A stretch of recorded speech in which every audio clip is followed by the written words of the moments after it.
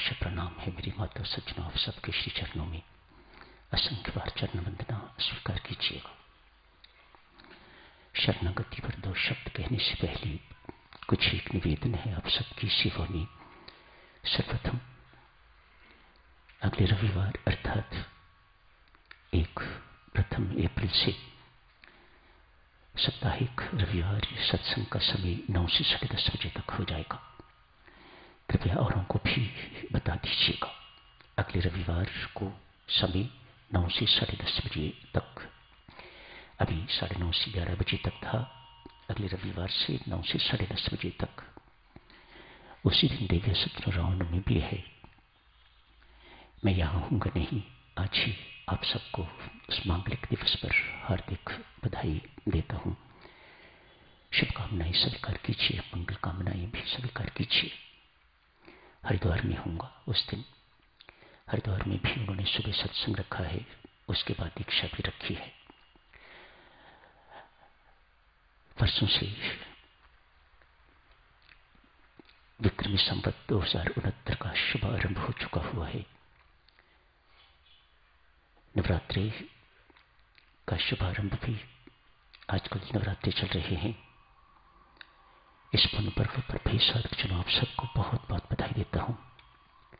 मेरी शुभकामनाओं की, मंगल कामनाओं की भेंट स्वीकार कीजिएगा। जिन साधकों के नाम हरिद्वार साधना सत्संगों के लिए स्वीकार हुए हैं, अब तक जो नहीं जाने वाले उन्होंने निर्णय ले लिया होगा, पक्के हो गए हैं कि नहीं जाना हो सकता। आज जाने से पहले अपने नाम कटवा जाए। श्रीमती रेणु अग्रवाल से संपर्क करें। हो सकता है कुछ और साधकों को अवसर मिल जाए। धन्यवाद।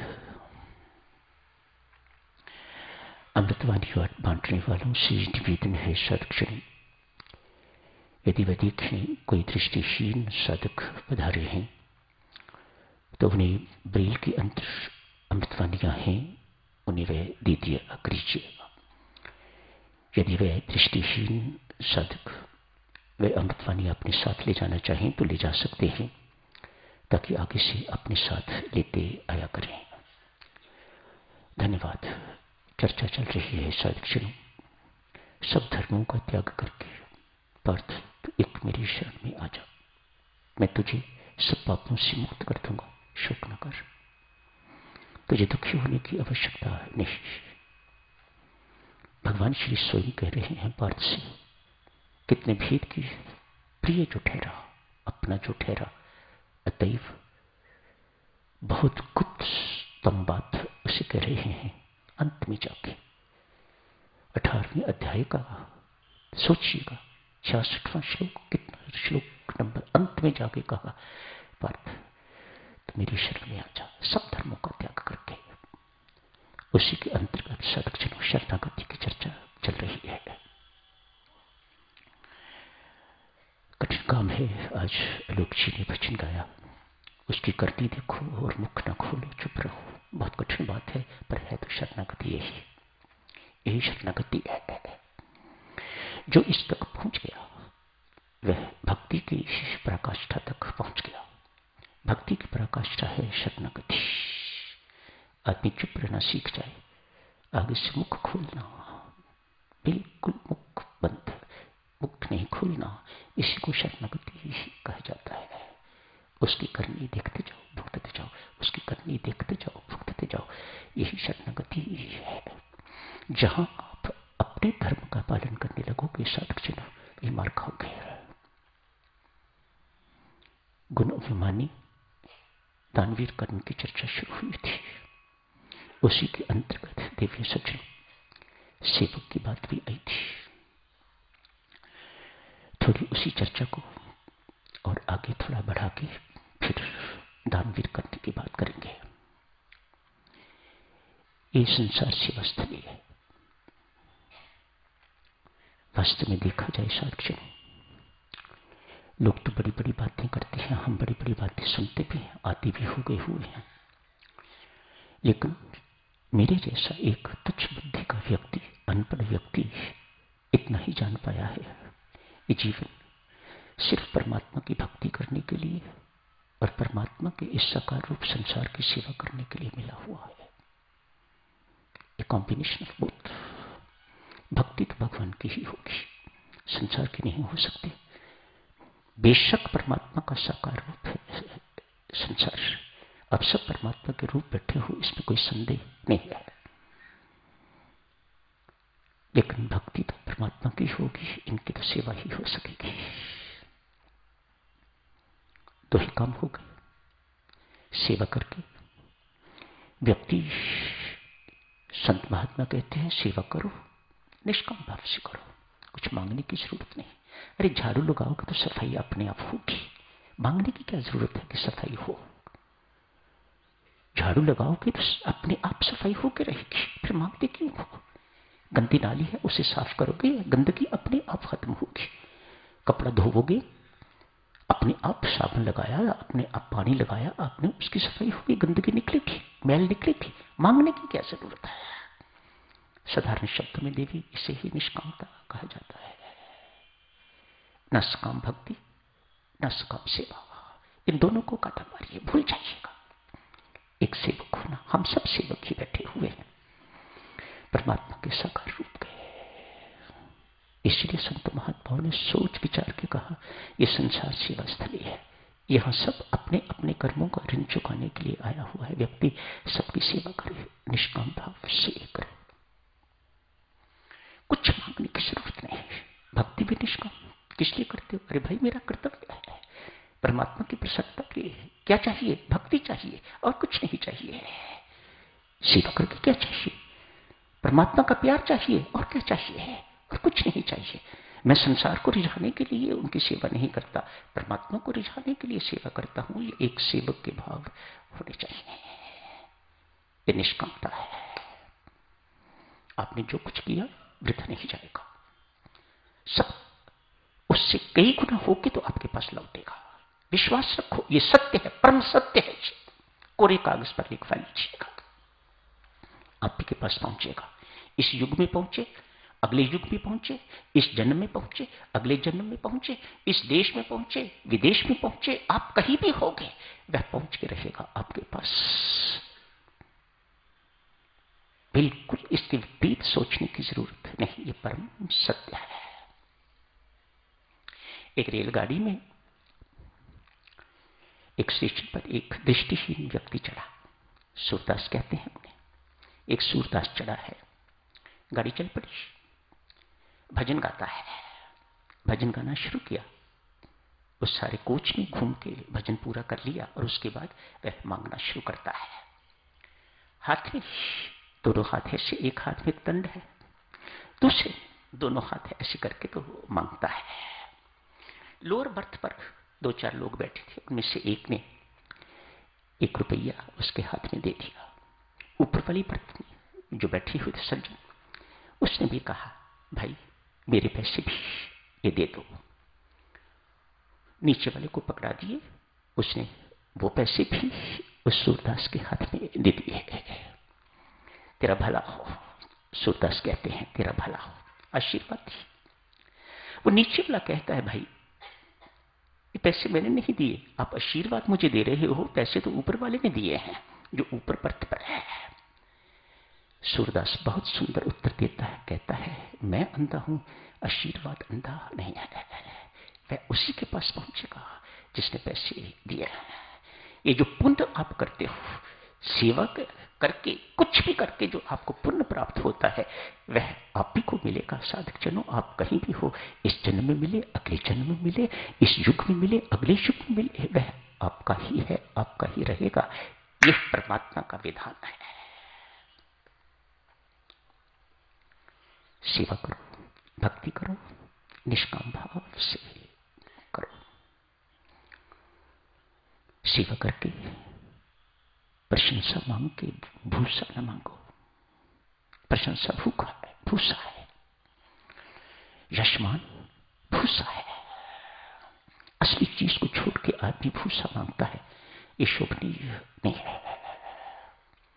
इज्जत ही चाहते हो ना, परमात्मा को देने दिलवाने में कुछ नहीं लगता। मेरा छुटकारा होगा, इतने से ही इनका काम। संत महात्मा कहते हैं, चाहते हो कि आपको इज्जत मिले, खुले दिल से दूसरों की इज्जत करो, अपने आप मिलेगी। हर सेवक को दूसरे की इज्जत करनी आनी चाहिए। जो समस्याएं आज हैं साधक, समस्याएं कोई नई नहीं, तब भी थी, पुरानी, पुरातन काल से चली आ रही है। महात्मा बुद्ध के वक्त की बात है। सेवकों में आपस में चर्चा, सबसे बड़ा कौन?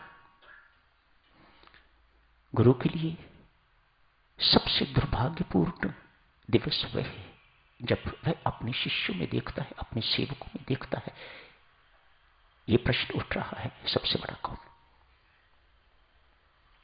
महात्मा बुद्ध के वक्त भी यह प्रश्न उठा, सभी के वक्त उठा होगा, कोई नई बात नहीं है। आदमी तो वैसा ही है, चला आ रहा है। किसी किसी ने अपना उत्थान किया है, बाकी ने तो गिरावट, पतन को ही प्राप्त हुए हैं। बाकी तो महात्मा बुद्ध ने इतना ही कहा, हम सब देवियों सज्जनों, सब परमात्मा के सेवक हैं, परमात्मा के सेवक, परमात्मा के बंदों के सेवक, परमात्मा के रूप के सेवक। एक ही बात मानिएगा, सेवक बनने जा रहे हो, नारायण भाव से सेवा करो। ये आपको बार बार कहा जा रहा है। इंसान की सेवा करोगे साधक जनों तो पतन को प्राप्त हो जाओगे, नारायण की सेवा करोगे तो सब कुछ मिलेगा। लोक भी सुधरेगा, परलोक भी सुधरेगा, निश्चित रहिएगा।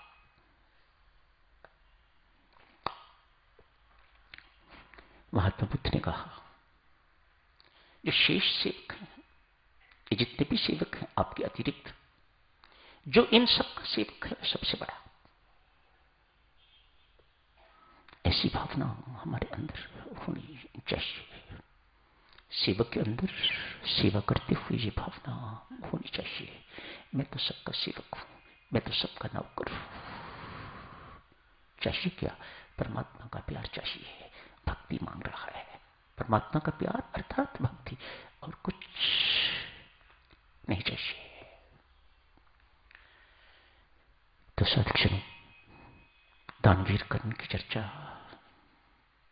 आगे जारी रखते हैं। दानवीर कर्ण शूरवीर है, दानी श्रोमणी है, अर्जुन से कहीं कुशल धनुधारी है। हर प्रकार से शास्त्र कहता है, हर प्रकार से पार्थ से सुपीरियर है कर्ण। कमी क्या है? पूर्णता प्रदान करने वाली सत्ता, सफलता प्रदान करने वाली सत्ता का साथ नहीं मिला, बस मोटी सी बात। अर्जुन को वे साथ प्रचुर मात्रा में है। अर्जुन को परमात्मा अपना मानते हैं। मेरा अर्जुन, मेरे अर्जुन को कुछ ना हो, बाकी सारा संसार नष्ट भ्रष्ट हो जाए, उसकी कोई परवाह नहीं है। मेरे अर्जुन को किसी प्रकार का कोई कष्ट नहीं होना चाहिए। जहां व्यक्ति शरणागत हो जाता है, जहां व्यक्ति परमात्मा की चरण शरण में चला जाता है, ये परमात्मा का वरद है। मैं उसको उसके कर्मों के अनुसार नहीं चलाता, अपने अनुसार चलाता हूं। वाह, क्या शरणागति की महिमा है! इससे बढ़ के और महिमा क्या हो सकती है? आज देखो साधक, कर्ण द्रोणाचार्य के पास गया है, जाके कहा मुझे ब्रह्मास्त्र चलाने की विद्या सिखाइएगा, मुझे अस्त्र भी चाहिए, विद्या भी सीखनी है मुझे। द्रोणाचार्य उसकी कुटिल चाल को समझ गए, अतएव ना कर दी, मना कर दिया। परशुराम के पास गया है, ब्राह्मण का वेश धारण करके गुरु से छल कपट झूठ का आश्रय लेके बुराई का साथ देने के लिए जा रहा है। ये भगवान कहां सहन करेंगे? एक ब्राह्मण का रूप धारण करके, एक ब्राह्मण बन के, अपने आप को ब्राह्मण घोषित करके, उन्हें पता है कि परशुराम ने ये प्रण लिया हुआ है कि मैं किसी क्षत्रिय को विद्या नहीं सिखाऊंगा। किसी कारणवश, आपको याद होगा, किसी कारणवश भीष्म पितामह के साथ उसका युद्ध हुआ था परशुराम का, गुरु और शिष्य के साथ। तब से निर्णय ले लिया कि मैं किसी क्षत्रिय को यह धनुर्विद्या नहीं सिखाऊंगा। अतएव करण ब्राह्मण अपने आप को डिक्लेयर करके तो उनकी चरण शरण में गया है, झूठ का आश्रय लेके। प्रणाम विनाशकारी होगा कि नहीं होगा? अवश्य होगा। गुरु के साथ छल, गुरु के साथ कपट, गुरु के साथ असत्य, इसका आश्रय लेके तो वह परशुराम के पास गया है, पर अपने आप को ब्राह्मण घोषित किया है। अतएव गुरु महाराज ने धनुर्विद्या सिखाई। अनेक वर्ष बीत गए, सिखाते सिखाते अनेक वर्ष बीत गए होंगे। आज गुरु परशुराम शिष्य की गोदी में सिर रख के आराम कर रहे हैं। आराम करते हुए एक कीड़ा, बहुत जहरीला, पिछले जन्म का राक्षस, पिछले युग का कुछ जन्मों के पहले राक्षस, बड़ा खूंखार राक्षस, परशुराम के पूर्वज महर्षि ऋषु की, महर्षि भृगु की पत्नी का अपहरण करने वाला, वहीं से शाप मिला हुआ था। आज कर्ण के यहां आके तो उसने काटा। ऐसा काटने वाला कीड़ा होल कर देता है, मात्र काटता नहीं है, मात्र काटता नहीं है, ऐसा काटता है कि उस जगह पर होल हो जाता है, गहरा होल कर देता है। तो समझिएगा, खून बहना शुरू हो गया, गर्म गर्म रक्त बहना शुरू हो गया।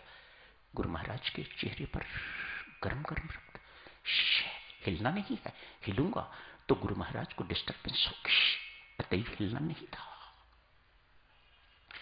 गर्म गर्म रक्त परशुराम के मुख पर पड़ा तो अंकुश देखा। एक क्षण में वह जो कीड़ा था वह तो राक्षस रूप धारण किया, उसने अपनी कहानी सुनाई। छोड़िएगा उस बात को। परशुराम गुरु है, भगवान परशुराम है, ब्राह्मण है, भृगु ऋषि के परिवार के हैं, कोई छोटी मोटी हस्ती नहीं है भगवान परशुराम। अतएव एक क्षण नहीं लगा, झट से कहा, कर्ण सच बता तो कौन है? कोई ब्राह्मण इस प्रकार की असहनीय पीड़ा को सहन नहीं कर सकता। तू मेरे पास ब्राह्मण बन के आया है, तू ब्राह्मण नहीं है, सच बता तो कौन है? चट पकड़े। ब्राह्मण का रोष, गुरु महाराज का रोष कौन सहन करे? गुरु रूठे कोई ठौर नहीं है, हरि रूठे गुरु ठौर है, गुरु रूठे नहीं ठौर। समय हो गया है सज्जनों, यही समाप्त करने की इजाजत दीजिएगा। अगले रविवार नहीं, उससे अगले रविवार को यहीं से चर्चा आगे जारी रखेंगे। आज यहीं समाप्त करने की इजाजत दें। धन्यवाद।